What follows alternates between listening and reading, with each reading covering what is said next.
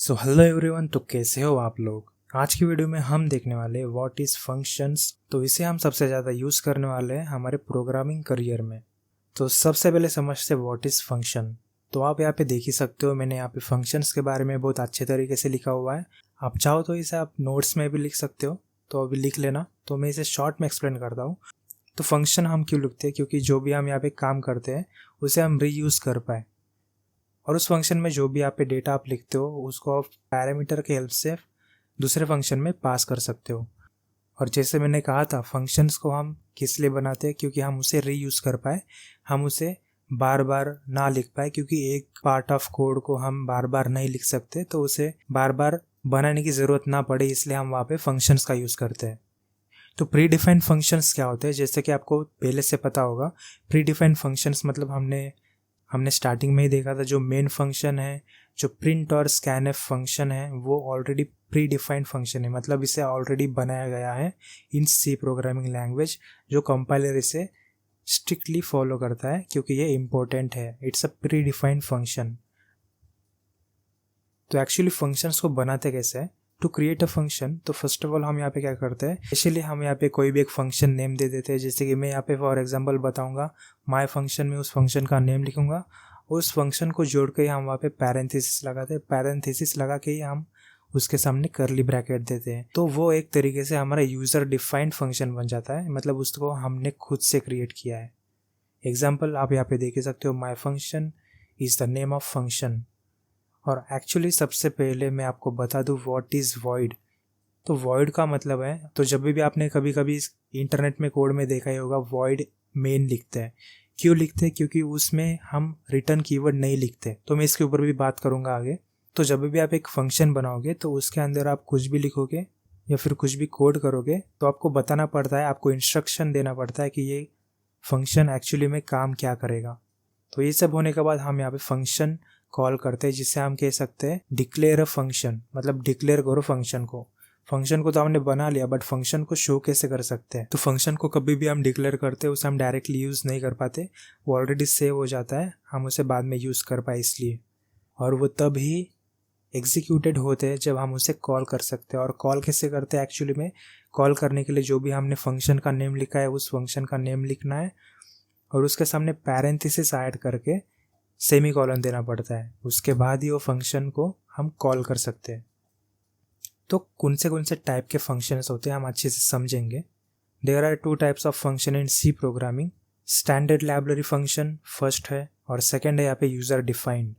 तो standard library function actually क्या होते हैं, प्रोग्राम के ऊपर लिखा हुआ होता है इंक्लूड stdio। तो इंक्लूड std मतलब स्टैंडर्ड, और io का मतलब है एक फंक्शन, मतलब जो प्री डिफाइंड होते हैं उसके एक लाइब्रेरी हम कह सकते हैं। io का मतलब है, i का मतलब है इनपुट, o का मतलब है आउटपुट। उसी के हेल्प से हम वहाँ पे प्रिंट और स्कैनएफ का यूज़ कर सकते हैं। तो हम आगे और इसके बारे में पढ़ने वाले हैं, स्टैंडर्ड लाइब्रेरी फंक्शंस क्या होते हैं, जिसे हम हेडर फाइल भी कहते हैं। और यूज़र डिफाइंड के बारे में तो मैंने आपको यहाँ पे बता ही दिया है। तो इसका बेसिकली सिंटैक्स स्ट्रक्चर कैसे होता है अच्छे से देख लेना।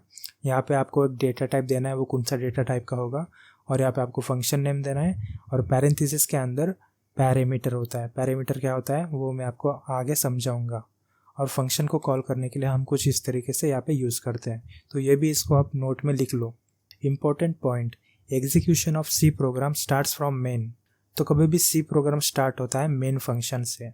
और C program can have more than one function. C program एक फंक्शन से भी ज़्यादा फंक्शन बना सकता है, मतलब हम उसके अंदर बना सकते हैं। Every function gate called directly और इनडायरेक्टली फ्रॉम मेन। और कोई भी फंक्शन हम डायरेक्टली कॉल कर सकते हैं और इनडायरेक्टली कॉल कर सकते हैं with the help of main function. Indirectly मतलब मेन फंक्शन के अंदर। तो चलो हम यहाँ पे प्रैक्टिकली देख लेते हैं। तो मैं यहाँ पे फर्स्ट ऑफ ऑल फाइल बनाऊंगा। Let me just say 7 functions.c।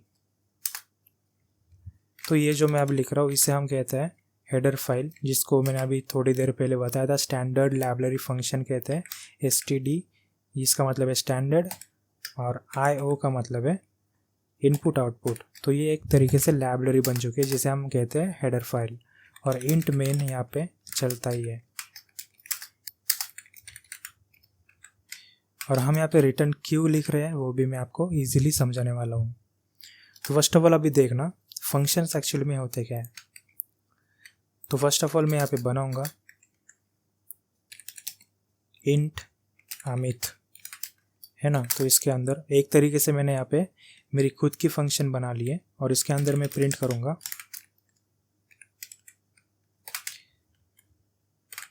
Hello Amit. इसके बाद हम यहाँ पे फिर से करेंगे इंट सुमित। तो इसके भी अंदर मैं फिर से डालूंगा प्रिंट एफ हेलो सुमित। और इसके अंदर मेन फंक्शन में हम डालेंगे हेलो मेन, कुछ इस तरीके से। तो अभी मुझे बताना क्या प्रिंट होगा। मैं अभी प्रिंट करूंगा, आप मन में सोच लेना आंसर क्या होने वाला है। तो एक तरीके से हमें यहाँ पे ओनली प्रिंट हो चुका है हेलो मेन, बट बाकी के क्यों यहाँ पे प्रिंट नहीं हो चुके हैं, क्योंकि मैंने आपको बोला था कि जब भी हम कोई यूज़र डिफाइंड फंक्शन बनाते हैं तो वो एक तरीके से सेव हो जाता है, बट हम उसे तभी यूज़ कर सकते हैं जब हम उसे डिक्लेयर करते हैं या फिर फंक्शन कॉल करते हैं। हम इनडायरेक्टली यहाँ पे फंक्शन को कॉल कर सकते हैं। तो मैं क्या करूँगा, मेन से ही हमारा एग्जीक्यूशन स्टार्ट होता है। तो क्या करता है हमारा सी कंपाइलर में, वो भी आपको अच्छे से एक्सप्लेन करूँगा। तो इसके अंदर मैं कॉल करूँगा अमित। तो इस तरीके से हम फंक्शन को कॉल करते हैं। हमने यहाँ पे फंक्शन डिफाइन कर दिया है, डिफाइन मतलब हमने यहाँ पे बना दिया है और इसे हम कहते हैं फंक्शन कॉल। तो इसके बाद हम यहाँ पे फिर से सुमित को भी कॉल कर लेते हैं, सुमित फंक्शन। तो यहाँ पे मैं बैकस्लैश दूंगा क्योंकि न्यू लाइन यहाँ पे बन जाए। तो अब हम इसे रन करके देखते हैं। तो अभी देखना यहाँ पे आपको शो कर रहा है hello Amit, hello Sumit, hello main. तो इस तरीके से हमने अच्छे से समझ लिया है कि फंक्शंस एक्चुअली में वर्क कैसे करते हैं। तो अभी मैं आपको अच्छे से समझाऊंगा कि ये एक्चुअली में वर्क कैसे करता है। तो जो भी हमारा इंट मेन फंक्शन है तो ये एग्जीक्यूटेड होता है हमारे कंपाइलर में। तो जब भी हम यहाँ पे लिखते हैं तो यूज़र डिफाइंड फंक्शन लिखते हैं, तो कंपाइलर एक्चुअली में क्या करता है, फर्स्ट ऑफ ऑल वो देखेगा भाई यहाँ पे डिफाइन है पर इसे कॉल नहीं किया गया, और सुमित को भी देखता है इसे यहाँ पे कॉल नहीं किया गया, ठीक है। बट यहाँ पे जब वो इंट को आता है तो इंट ऑलरेडी एक एग्जीक्यूटेड फंक्शन होता है सी प्रोग्रामिंग लैंग्वेज में, जिसे यहाँ पे वर्क करना ही पड़ता है। तो जब भी वो कंपाइलर इसके ऊपर क्लिक करेगा, आई मीन इसके ऊपर आएगा 11 नंबर पे, तो वो इस फंक्शन को कॉल कर देगा। तो इसके बाद ही ये फिर फंक्शन रन करेगा।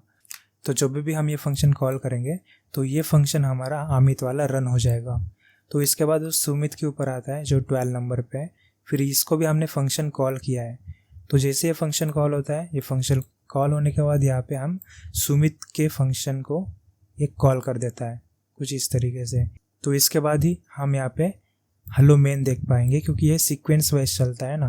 तो अगर रिटर्न 0 का मतलब है फंक्शन रिटर्न कर दो, मतलब 0 फेल कर दो, 0 का मतलब है फेल, इसलिए यहाँ तक ये स्टॉप हो चुका है। तो मेन फंक्शन इधर 14 लाइन के ऊपर ख़त्म हो चुका है। तो इस तरीके से हमारा कंपाइलर यहाँ पे वर्क किया। तो अभी हम सही से समझते हैं कि फंक्शन क्यों यूज़ किया जाता है। अभी मैं यहाँ पे बना दूँ, इंट बनाऊंगा और इसमें डालूंगा a और b। तो हम क्या करेंगे, यहाँ पे एक एडिशन का प्रोग्राम बनाएंगे printf। तो इसके अंदर बोलेंगे हम एंटर 2 नंबर्स, कुछ इस तरीके से, और इसके बाद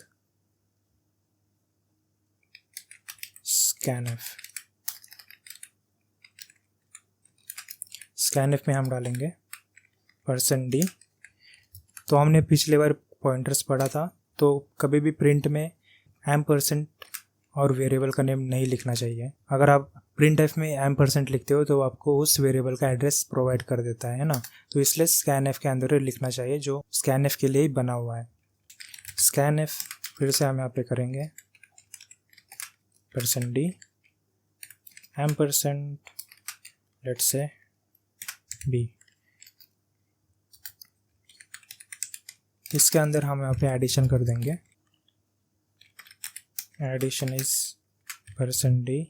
तो हम क्या करेंगे, a प्लस b का जो भी यहाँ पे एडिशन होगा वो दिखा देना। बट एक तरीके से हम यहाँ पे और एक मेमोरी बनाएंगे, लेट जस्ट से c, तो c equals to a plus b, कुछ इस तरीके से। तो अभी हम यहाँ पे रन करके देखेंगे, यहाँ पे c डाला है मैंने उसके अंदर, इसे हटा देता हूँ तो यहाँ पे आ चुका है। लेट मी जस्ट सिर्फ 3 और यहाँ पे मैं 2 करता हूँ तो एडिशन इज 5। तो एक तरीके से कुछ इस तरीके से बना है। बट आप यहाँ पे देख सकते हो, अगर मुझे यहाँ पे और एक यहाँ पे कोई और फंक्शन लिखना होता, जैसे कि मैं सब्ट्रैक्शन का यहाँ पे फंक्शन बना था, तो यहाँ पे मुझे फिर से कुछ इस तरीके का कोड यहाँ पे लिखना पड़ता। तो आप देख सकते हो कितना बड़ा बन जाता है। तो इसे ज़्यादा मेसी ना बनाने के लिए, मतलब ज़्यादा खींचड़ी ना करने के लिए, हम यहाँ पे फंक्शंस का यूज़ कर सकते हैं। जैसे कि मैं यहाँ पे बना सकता हूँ इंट ऐड, तो एडिशन के लिए है ना। तो जैसे मैं यहाँ पे इंट ऐड करूँगा तो इसके अंदर मैं रिटर्न 0 दे देता हूँ ऑलरेडी, क्योंकि वो इंटीजर डेटा टाइप हमने फंक्शन को दिया है। तो मैं इसके अंदर डालता हूँ for example int x variable, y variable और z वेरिएबल, कुछ इस तरीके से मैंने यहाँ पे बना दिया। तो इसी को मैं यहाँ पे क्या करूँगा, प्रिंट एफ, थोड़े अच्छे से लिखेंगे इसमें,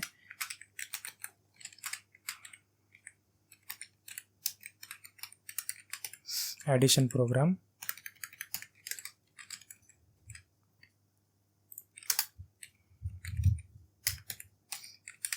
प्रिंट एफ। यहाँ पे स्पेलिंग गलत हो चुकी है, तो इसके अंदर हम डालेंगे एंटर फर्स्ट नंबर, यहाँ पे स्कैन एफ,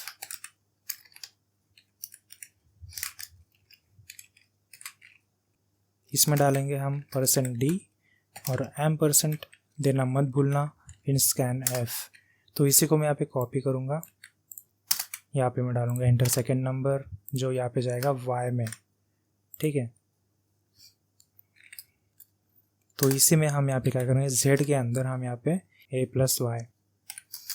तो फाइनल आउटपुट के लिए हम यहाँ पे प्रिंट एफ करेंगे, टोटल इज, एडिशन इज भी बोल सकते हो, ठीक है। तो मैं यहाँ पे टोटल इज बोल देता हूँ %d, ये पे z। तो एक्चुअली में हमने यहाँ पे कुछ इस तरीके से बना दिया हमारा एडिशन प्रोग्राम। तो हम यहाँ पे इसे कॉल करेंगे इन मेन फंक्शन ऐड। तो हम इसे रन करके देखेंगे ये कैसे वर्क कर रहा है एक्चुअली में। तो यहाँ पे आ चुका है, हमने यहाँ पे एक सेकेंड \n देना हम यहाँ पे भूल चुके हैं, तो थोड़ा अच्छा दिखना चाहिए, तभी मज़ा आएगा कोडिंग में। Will run again. तो अभी देखना एंटर फर्स्ट नंबर, तो मैं यहाँ पे डालूंगा 56 और इसके बाद हमने यहाँ पे डालेंगे 87। तो टोटल इज़ 143। तो कुछ इस तरीके से हमने यहाँ पे फंक्शन को यूज़र डिफाइंड फंक्शन के साथ बना दिया है। तो हमने यहाँ पे अच्छे से सीखा है कि फंक्शन एक्चुअली में होते क्या है। अगर मैं यहाँ पे रिटर्न नहीं करता तो मैं इसे निकाल देता हूँ, इसकी ज़रूरत भी नहीं थी अभी। तो क्या मैं अगर समझूँ इसको यहाँ से कट करूँ और मेन में डाल दूँ, तो यहाँ पे आंसर क्या आएगा। तो आप यहाँ पे देख सकते हो z यहाँ पे डिफाइंड ही नहीं है, क्योंकि ये एक तरीके से एक डिफरेंट कोड ब्लॉक है, जिसे हम यहाँ पे फंक्शन ब्लॉक कहते हैं। इसे हम एक लोकल फंक्शन कहते हैं, मतलब इसके बाहर एग्जीक्यूट नहीं होगा ये वेरिएबल। तो इस फंक्शन में एक जो भी z वेरिएबल होगा वो अलग होगा, और इस फंक्शन में जो भी z वेरिएबल हमने यहाँ पे बनाया है वो अलग होगा। तो इसके वजह से ये अगर हम रन करेंगे तो हमें एरर दिखाएगा। तो हम इसे फिक्स कैसे कर सकते हैं, तो हमने यहाँ पे कुछ और यहाँ पे कॉल कर लिया है। तो एक्चुअली में मैं क्या करूँगा, एक नया वेरिएबल बनाऊँगा जिसको हम यहाँ पे सम कहेंगे हमारे मेन फंक्शन में, और सम के आगे हम यहाँ पे ऐड फंक्शन यहाँ पे रन करेंगे। और जैसे ही मैं यहाँ पे प्रिंट एफ के अंदर वो सम वेरिएबल दूंगा, तो जो भी इसके अंदर आंसर आएगा वो इसके अंदर चला जाएगा। तो देखो अभी एक्चुअली में कितना परफेक्टली दिख रहा है। तो कुछ इस तरीके से हम यहाँ पे बना सकते हैं। बट हमने एक और बात वहाँ पे पढ़ी थी, एक्चुअली में वॉइड क्या करता है। अब मैं आपको अच्छे से समझाता हूँ कि वॉइड का एक्चुअली में यूज़ क्या है। अगर मैं यहाँ पे इसे रिटर्न को निकाल दूँ तो जब भी मैं यहाँ पे वॉइड लिखूँगा, रिटर्न की ज़रूरत ही नहीं, रिटर्न की ज़रूरत ही नहीं है। क्यों ज़रूरत नहीं है? क्योंकि आप देखना मैंने यहाँ पे फंक्शन का डेटा टाइप क्या बनाया है, इंट, जो इंटीजर है, और रिटर्न क्या कर रहा है, एक नंबर जो 0 है, वो भी एक इंटीजर ही है। बट एक्चुअल में 0 है क्या, 0 एक फॉल्स है। तो आप इसके अंदर जो भी आप इसके नीचे जो भी कोड यहाँ पे लिखोगे तो वो एक अनरीडेबल कोड बन जाता है। इसलिए रिटर्न के नीचे यहाँ पे कुछ नहीं लिखते। अगर मुझे यहाँ पे रिटर्न कीवर्ड नहीं चाहिए तो मैं वहाँ पे लिख सकता हूँ वॉइड। तो इसे लिखने के लिए हमने यहाँ पे डायरेक्टली कर सकते हैं वॉइड। तो अभी से मैं यहाँ पे वॉइड ही लिखूँगा जब भी मैं फंक्शन बनाऊँगा, अगर मैं कोई रिटर्न नहीं कर रहा हूँ तो आपको ये बात यहाँ पे ध्यान रखनी है, ठीक है। हम यहाँ पे सीधा इस तरीके से भी कर सकते हैं। तो सेम मैं यही कॉपी करूँगा, यहाँ पे z डाल दूंगा, है ना।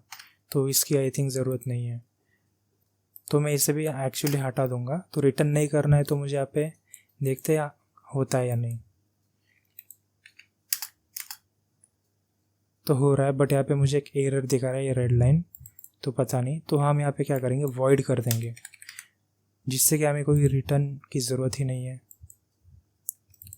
अभी हम करेंगे तो एडिशन इज़ 90, तो फिर भी यहाँ पे दिखा रहा है क्योंकि हमें आई थिंक यहाँ पे इंट करेंगे रिटर्न 0।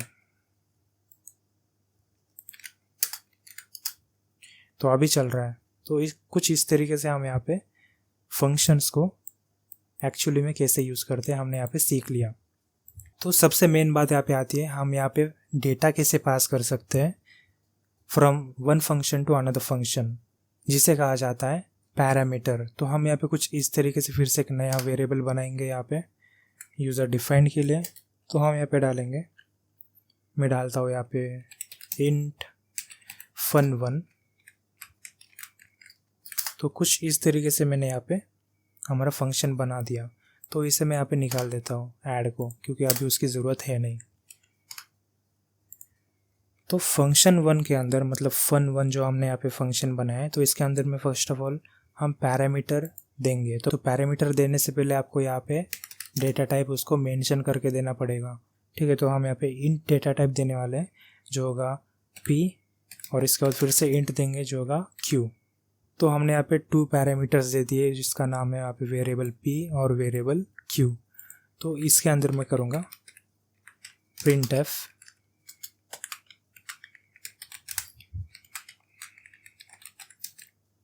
एडिशन इज %d, और हम यहाँ पे करेंगे p प्लस q। बट अभी क्या होगा, जब मैं fun1 को वहाँ पे प्रिंट कर दूँगा, कॉल कर दूँगा फंक्शन 1 को मैंने यहाँ पे कॉल कर दिया। बट क्या होगा अगर मैं यहाँ पे डाल दूँ लेट्स से a और b, ये एक तरीके से एरर दिखा रहा है। क्यों? क्योंकि हमने वहाँ पे एक इंटीजर पास किया है। तो हम यहाँ पे लिखेंगे 5 और लेट्स से 10। तो क्या ये वर्क करेगा? हाँ बिल्कुल वर्क करेगा। तो अभी हमने क्या किया था, एक तरीके से हमने यहाँ पे पैरामीटर भेजे इसके अंदर, एक फंक्शन से दूसरे फंक्शन में डेटा पास करो। और वो डेटा पास कैसे होता है, पैरामीटर टू आर्ग्यूमेंट। तो इट्स पैरामीटर और ये है एक आर्ग्यूमेंट। तो हम इसे रन करके देखेंगे तो एक तरीके से एरर दिखा रहा है। एरर क्यों दिखा रहा है? क्योंकि हमने यहाँ पे कुछ डिफाइन नहीं किया। तो हम इस तरीके से नहीं कर सकते। तो हम यहाँ पे क्या करेंगे, इंट बनाएंगे लेट्स से x, जिसे हम यहाँ पे 5 कहेंगे। इसी के अंदर मैं वेरिएबल को डिक्लेयर करता हूँ, और y जिसे हम 6 कहेंगे। तो मैं अभी क्या करूँगा, x को यहाँ पे कॉल करूँगा और y को कुछ इस तरीके से, x के अंदर है 6 और y के अंदर है 6। तो मुझे यहाँ पे आई थिंक x के अंदर 5 करूँगा, ठीक है, कुछ इस तरीके से। तो अभी जो भी हम यहाँ पे पैरामीटर आर्ग्यूमेंट के थ्रू पास कर रहे हैं, तो इस आर्ग्यूमेंट x अभी जा रहा है p के अंदर और y जा रहा है q के अंदर। तो आपको आसानी से समझ आ जाना चाहिए। तो 5 जो है वो p के अंदर जा रहा है, 6 जो है q के अंदर जा रहा है। बस कुछ इस तरीके से समझना। तो अब हम इसे प्रिंट करके देखेंगे। तो अभी देखना एडिशन हो चुका है, एडिशन इज 11, कुछ इस तरीके से। बट हम इसे कुछ अच्छे से भी यहाँ पे बना सकते हैं। जैसे कि मैं यहाँ पे कहूँ इंट r इक्वल्स टू, मैं यहाँ पे क्या करूँगा p प्लस q। तो हमने यहाँ पे एक्चुअली में एक मेमोरी बढ़ा दी हमारे प्रोग्राम में। तो अभी मेन फंक्शन में मैं यहाँ पे क्या करूँगा, हम यहाँ पे कुछ डिफाइन नहीं करेंगे, मतलब कोई वेरिएबल को डिफाइन मतलब वैल्यू नहीं देंगे। हम यहाँ पे करेंगे printf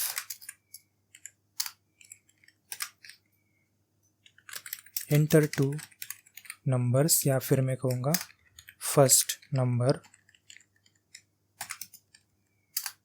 और scanf, जो यहाँ पे इंटीजर डेटा टाइप लेने वाला है। इसके लिए हम फॉर्मेट पे से कर देंगे %d और यहाँ पे एक देंगे x के अंदर इस वैल्यू को डाल दो। और printf के अंदर हम डालेंगे फॉर्मेट स्पेसिफायर %d और इसके अंदर हम डालेंगे y। तो अभी अच्छे से ये परफॉर्म करेगा। तो हम इसे एक बार रन करके देखेंगे। तो अभी हम देखेंगे यहाँ पे मुझे फर्स्ट नंबर एंटर करना है, लेट्स से 45। तो ये कुछ इस तरीके से गलत आंसर दिखा रहा है, पता नहीं क्यों। तो हम इसे फिक्स करेंगे एक्चुअली। ओके, इसके बाद फिर से मैं यहाँ पे ये देना भूल गया, एंटर सेकेंड नंबर, और इसे मैं scanf देना चाहिए था, मैंने एक गलती कर दी यहाँ पे। बट एक बात यहाँ पे आप भूल चुके हो, रन करने से पहले आपको scanf के अंदर % देना पड़ेगा, जो एक इम्पोर्टेंट पॉइंट होता है scanf के अंदर। तो अब हम इसे रन करके देखेंगे। हम यहाँ पे डालेंगे लेट्स से 70 और यहाँ पे डालेंगे 127। तो एडिशन इज़ 197। तो कुछ इस तरीके से हमारा यहाँ पे आंसर आ चुका है। तो है ना कितना कमाल की बात, जो हम यहाँ पे पैरामीटर और आर्ग्यूमेंट देना भी एक्चुअली में सीख गए हैं। अगर आपको नहीं समझा है तो एक बार आप रिटर्न करके देखना, बहुत अच्छे से मैंने यहाँ पे एक्सप्लेन किया है। और सच कहूँ तो देखना, ये जो भी है ना, इसे मैं यहाँ पे कमेंट में बता देता हूँ। इसे कहते हैं फंक्शन डेफिनेशन, मतलब हमने यहाँ पे फंक्शन को डिफाइन कर दिया है कुछ इस तरीके से, और हमने इसे किया है फंक्शन कॉल। तो ये बात आपको ध्यान रखना है, ठीक है। सो गाइस, यही था फंक्शंस जो आपको अच्छे से मैंने यहाँ पे एक्सप्लेन किया है, जिसमें हमने पढ़ा था फंक्शंस एक्चुअली में वर्क कैसे करते हैं, फंक्शन डेफिनेशन क्या होता है, फंक्शन कॉल क्या होता है, वॉइड क्या होता है, रिटर्न कीवर्ड एक्चुअली में होता क्या है। तो इम्पोर्टेंट पॉइंट्स जो होते हैं फंक्शन में, वो मैंने इजीली आपको यहाँ पे समझा दिए। तो जब भी आप मेरे साथ वीडियो में प्रेजेंट होते हो तो आपको पेपर और पेन की ज़रूरत लगेगी नोट्स बनाने के लिए, ज़रूर बनाना, इससे आपका ही फ़ायदा होगा। तो इसके अंदर हम फंक्शन का और एक दूसरा पार्ट बनाएंगे, जो हम उसमें बताएंगे कॉल बाय वैल्यू एक्चुअली में क्या होता है और कॉल बाय रेफरेंस फंक्शन क्या होता है। इसके लिए मैं यहाँ पे एक अलग सी वीडियो बनाऊँगा जिसमें आपको अच्छे से समझ आ जाए। सो आई होप आपको ये वीडियो अच्छी लगी होंगी। तो मिलते हैं नेक्स्ट वीडियो में, तब तक take care and bye bye.